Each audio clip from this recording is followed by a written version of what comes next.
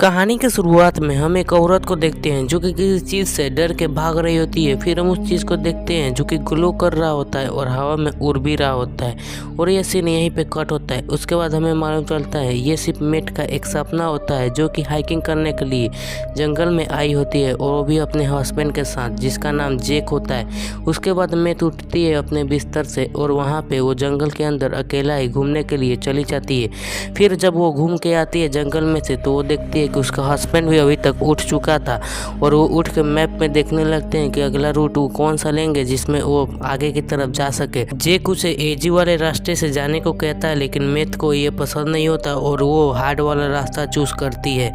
फिर ये सब वहाँ से चले जाते हैं हाइकिंग करने के लिए।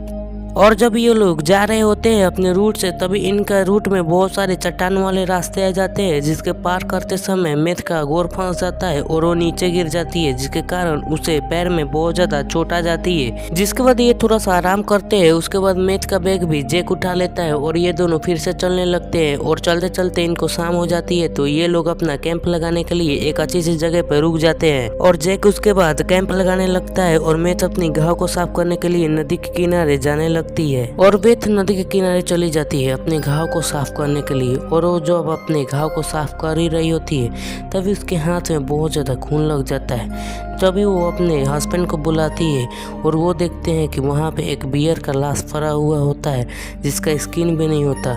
ये लोग समझते हैं कि किसी शिकारी ने मार के इसका स्किन निकाल के किसी को महंगे दामों में बेच दिया होगा। और ये लोग अपने कैंप पर आ जाते हैं जहाँ पे जैक बेथ को एक लेवल देता है जिसपे बेथ का नाम भी लिखा होता है। दरअसल बेथ को पहले कैंसर था जो कि अब ठीक हो चुका है और वो अपने कैंसर वाले दिनों को याद करके बहुत ज़्यादा इमोशनल हो जाती है और रोने लगती है। उसके बाद वो लेवल को भी आग में डाल के जला देती है। जिसके बाद बेथ का नींद आधी रात को अजीब से सपने की वजह से खुलता है और वो उठ के आजू बाजू देखने लगती है। उसे कुछ अजीब सा फील होता है तो वो बाहर निकलती है कैंप के एक टॉर्च लेकर और जंगल की तरफ जाने लगती है कुछ खोजने के लिए। और वो जब जंगल के अंदर जाती है तो वहाँ पे एक अजीब सा लिक्विड दिखने को मिलता है उसे वहाँ पे। तभी वो पीछे देखती है तो वहाँ पे उसका हस्बैंड भी आ चुका होता है जिसे देखने के बाद बेथ और भी कंफ्यूज हो जाती है कि वहाँ पे टेंट पे कोई नहीं है। फिर ये सब दौड़ के अपने टेंट के पास जाते हैं जहाँ पे वो देखते हैं कि इनका टेंट बुरी तरह से किसी ने बर्बाद कर दिया है और वहाँ पे भी वही लिक्विड होता है।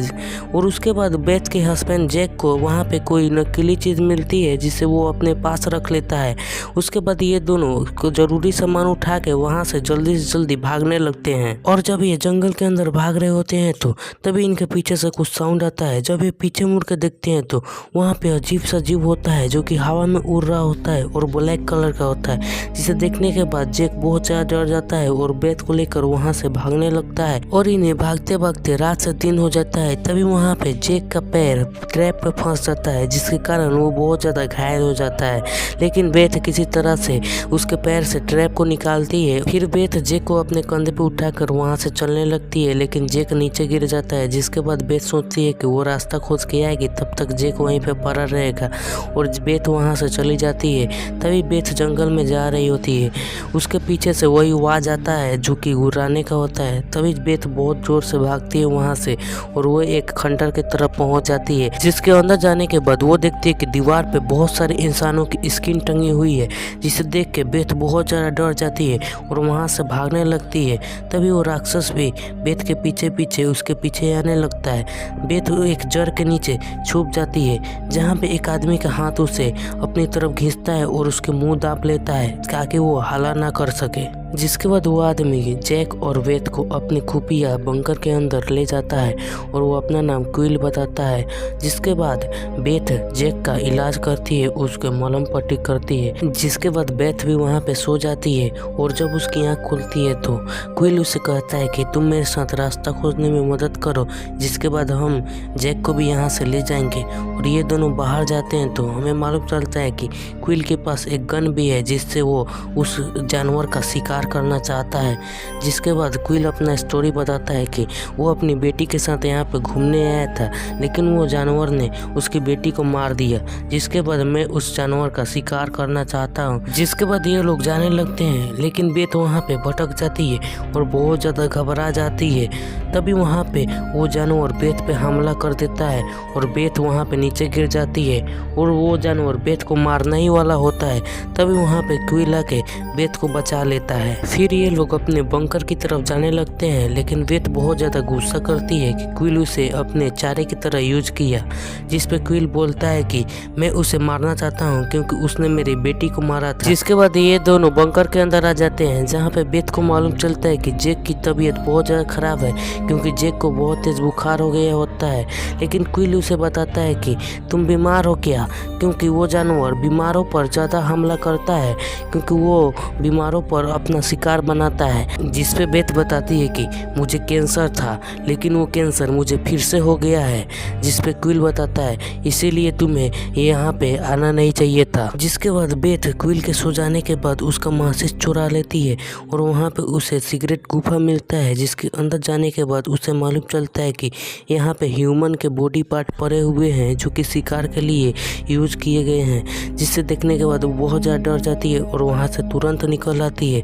जिसके बाद क्विल उसे गर्दन से पकड़ के उठा लेता है। जिसके बाद बेथ उसे बोलती है कि तुमने उन लोगों को उस जानवर को मारने के लिए चारे की तरह यूज किया है ना।